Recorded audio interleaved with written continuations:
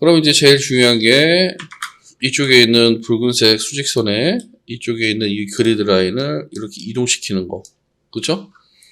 이동을 시켜야 되는데, 여러분들 이제부터 이 일을 되게 귀를 쫑긋 세우시고 잘 들으셔야 돼요. 캐드에는 보통 여러분들 아시겠지만 트림하고 그 다음에 옵셋이라는 명령이 있죠? 요거 두 개. 매우 중요하죠? 레빗에서는 이거하고 맞먹는 명령이 얼라인이라는 명령이 있습니다. 얼라인. 정렬이라고 얘기하는데, 정렬. 자, 얘는 어떻게 쓰는 거냐면, 객체 두 개를 순차적으로 선택을 하시면 돼요. 첫 번째 선택하는 거는 타겟. 타겟이니까 움직이면 안 되겠죠? 그 다음에 두 번째 선택하는 거는 이동할 객체. 이동할 오브젝트. 이동할 객체. 주의사항은 한 번에 하나씩만 가능합니다. 한 번에 하나. 그러니까 타겟 지정하고 이동할 대상 지정하고 타겟 지정하고 이동할 대상 지정하고 이런 식으로. 그리고 얘는 선과 선도 가능하지만 면과 선, 그 다음에 면과 면 요것도 가능합니다. 아무튼 범용적으로 많이 쓰는 명령이라고 보시면 되세요. 자, 그럼 이 얼라인이라는 명령은 어떻게 입력을 하시냐면 키보드에서 L이라고 입력을 하시면 지금 마우스 커서 옆에 모양이 하나 생겼죠? 그쵸? 마우스 커서 옆에 지금 이런 모양이 하나 생겼죠? 이게 이제 얼라인 상태다 라고 보시면 돼요. 단축키가 AL이고요. 실제 명령은 어디가 있냐면 수정 탭에 가보시면 요거 아이콘. 이게 정렬입니다. 정렬. 좀 도움말 보시면 대충 좀 보이시죠? 이렇게 면을 잡아주면 이렇게 늘어나는 거. 확인되시죠? 자, 한번 해볼게요. 자, 얼라인 AL이라고 키보드에서 입력을 하시게 되면, 그 다음에 명령 넣으시고 나서 캐드처럼 스페이스바나 엔터는 누르실 필요 없습니다. 자동으로 명령은 작성이 되고 들어갑니다. 처음에 선택하는 거는 이제 대상이라고 그랬죠? 그러면 여기 빨간색 선. 대상을 먼저 지정을 이렇게 해주시고, 두 번째 선택하는 게 뭐라 그랬죠? 이동할 객체라 그랬죠? 이동할 객체를 이렇게 선택을 하시면 이렇게 이동이 되죠.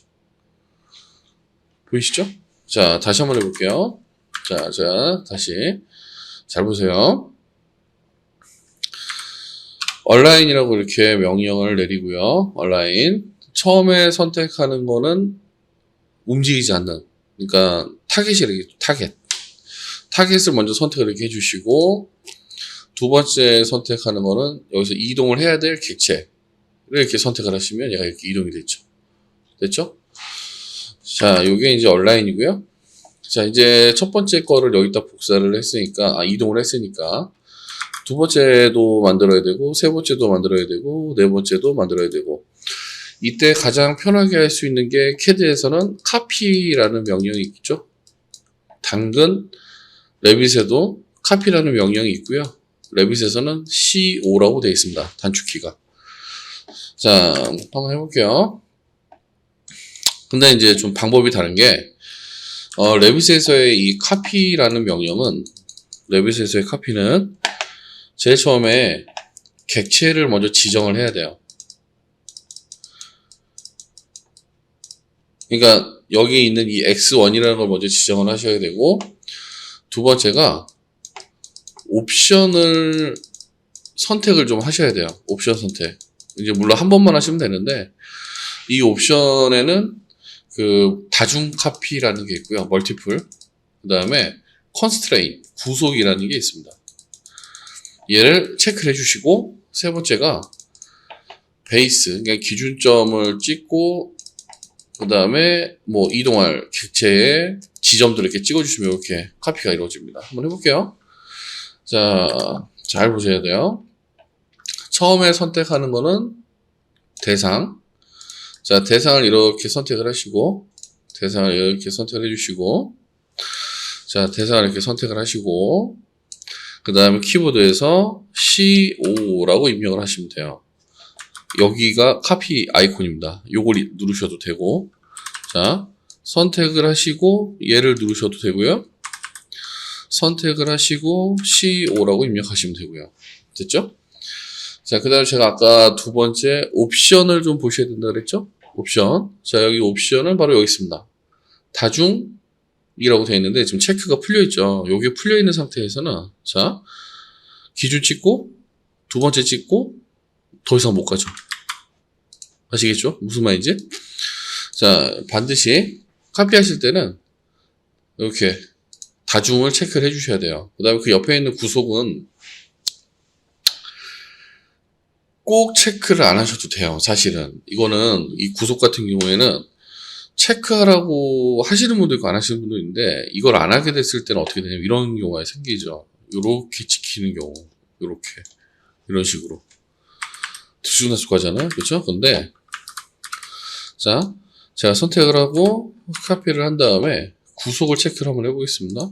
그 다음에 여기 기준점 그 다음에 이 레빗이 오스냅이 잘 안 잡히기 때문에요. 오스냅은 이 선 중에 이렇게 잡으셔야 돼요. 선의 임의의 점 혹은 여기 끝점을 잡으셔도 상관없고, 자, 여기를 기준점으로 잡아서 쭉쭉 복사를 하고 나가면 이제 보시는 것처럼 축이 고정이 걸려서요. 한 방향으로 똑같이 균일하게 이렇게 찍으실 수 있다라는 장점이 있습니다. 자, 이번엔 이쪽 Y쪽도 한번 해볼게요. 자, 똑같이 그리드 쭉 그린 다음에 자, 오른쪽에서 왼쪽으로 그렸죠? 여기 지금 X5라고 되어 있는 거를 Y1로 바꾸시면 되고요. 자, 얼라인을 이용해서 이렇게 붙여주시면 되겠죠. 얼라인. 자, 다시 보세요. 자, 얼라인 하실 때는 먼저 선택하시는 게 아니고요. 대상을 지정을 하시고 타겟, 그 다음에 이동할 객체를 지정을 하시면 되겠죠. 됐죠? 얘는 선택을 하시고 카피하실 때는 먼저 선택하고 카피. 이거 다중하고 구속은요, 그 작업하실 때 최초에 한 번만 설정하시면 되세요. 그러면 계속 선택이 돼 있는 상태니까 베이스 찍고 세컨드 찍고 또 세컨드 찍고 이렇게 하시면 되겠죠. 그리고 ESC 누르시면 도면이 이제 다 그 가장 기초가 되는 일정 평면도를 이용해서 그리드 작성이 다 끝난 거고요. 요 그리드 작성 부분에 보시면 요 그리드의 사이즈 조절 같은 경우에는 여기 객체를 이렇게 선택을 해보시면 요거 이렇게 선택을 한번 해보시면 여기 목 부분에 우리가 보통 제가 목이라고 얘기를 많이 하는데 동그라미 있잖아요. 이 동그라미를 당기시면 이게 같이 늘어나요. 이렇게 같이 움직입니다. 같이 얘가 만약에 이거 하나만 개별적으로 좀 움직이고 싶다 그러면 얘를 선택을 하셔서 이 열쇠를 풀어주셔야 돼요. 그러면 사용자가 열쇠를 풀고 이렇게 당길 수가 있겠죠. 다시 이 라인에 합류를 시키려고 하시면 선택을 하시고 이 목에 있는 동그라미를 쭉 당겨서 올리다 보면 이게 탁 걸리죠. 이렇게 보시면 딱 걸리면 자동으로 구속이 채워집니다. 그래서 이 사이즈는 여러분이 알아서 한번 이렇게 줄였다 늘렸다 해서 보기 좋게 만들어 주시면 될 것 같고요. 그리드가 이렇게 작성이 됐고요. 자, 이번에는 이제 그 레벨이라는 걸 작성을 한번 해볼 텐데, 레벨은 사실 조금 내용이 복잡하기도 해서, 요 모델을 다시 한번 이제 그려야 될 때, 제가 그때 레벨은 설명을 드릴게요. 왜냐면, 처음에 레벨까지 나가버리면 너무 헷갈려 하시니까, 자, 이쪽에 보시면 이제 그 도면에 이렇게 잘 보시면, 이쪽 좌측 상단에 이렇게 보시면, 여기가 지금 노란색이죠? 그죠? 이 부분을 보통 우리가 구조벽이라고 합니다. 구조벽. 보통 건축도면에서 노란색으로 표기되는 거는 거의 대부분 콘크리트라고 보시면 되겠죠? 그리고 이 바깥쪽에 있는 것들은 이제 마감벽, 중간에는 이제 단열재가 들어가든지 아니면 공기층, 아무것도 없는 그 각 파이프가 이렇게 들어가서 외곽에 있는 화강석을 잡아줄 수도 있겠죠. 그리고 여기는 내부 타일 마감. 중간에 이 점선이 보이는 거는 방수층이라고 보시면 돼요. 방수층. 방수층은 그 보통 우리가 액체 방수라 그러는데 그거는 여러분들 개인적으로 한번 찾아보시고 액방이라고 그러죠. 액방 마감, 액체 방수 마감.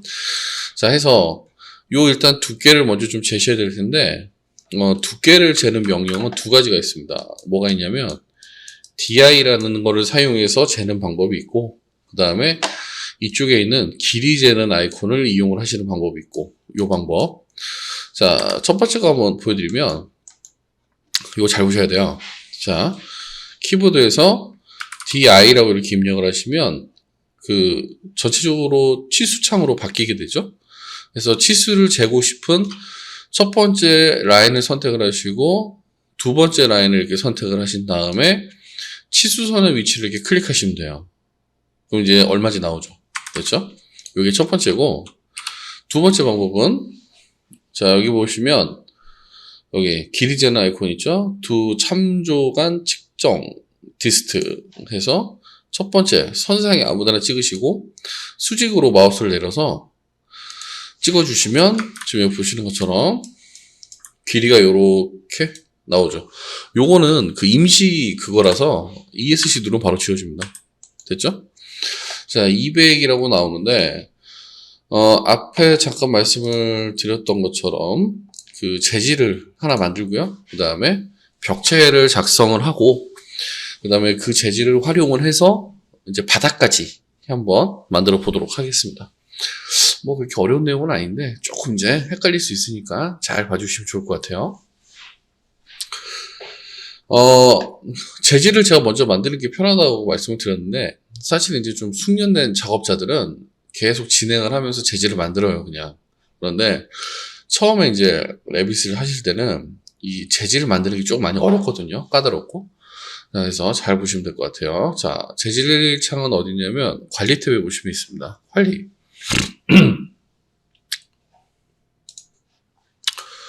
자, 여기 관리 탭에 보시면 앞쪽에 재료라고 있죠?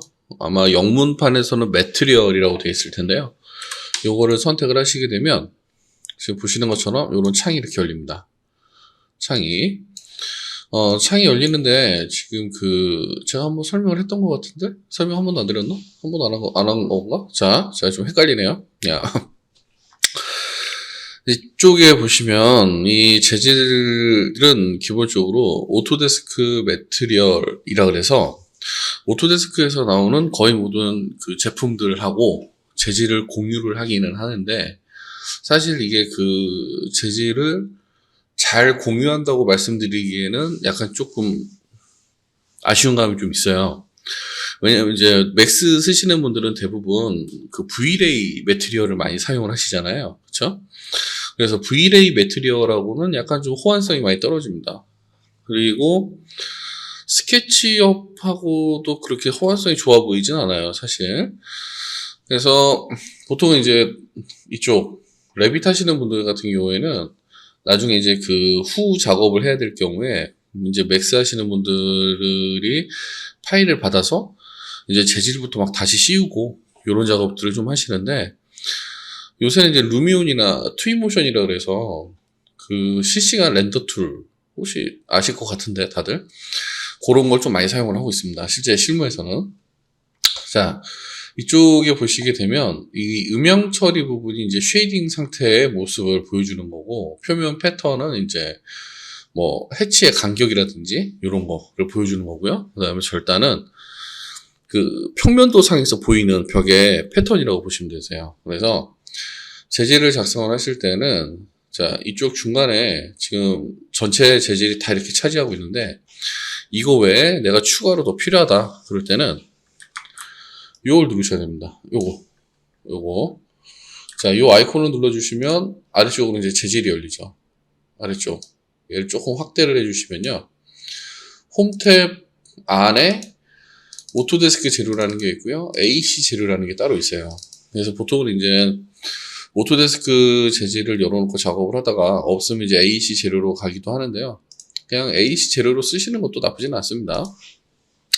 AC가 오토데스크에서 산업군을 분류할 때 쓰는 건데, 아키텍처, 엔지니어링, 컨스트럭션. 맞을 거예요, 아마. 제가 일할 때 그랬으니까. 자, 이쪽에 보시면 여기서 이제 콘크리트를 찾으셔야 되는데, 콘크리트는 다행히도 여기 안에 있어요. 이쪽 안에. 자, 그래서 쭉 내려보시면, 요 재질도 물론 제작이 가능합니다. 자, 쭉 내려주시면, 여기 콘크리트라고 보이시죠? 콘크리트. 그죠? 그럼 얘를 선택을 하고 바로 쓰는 게 아니고요.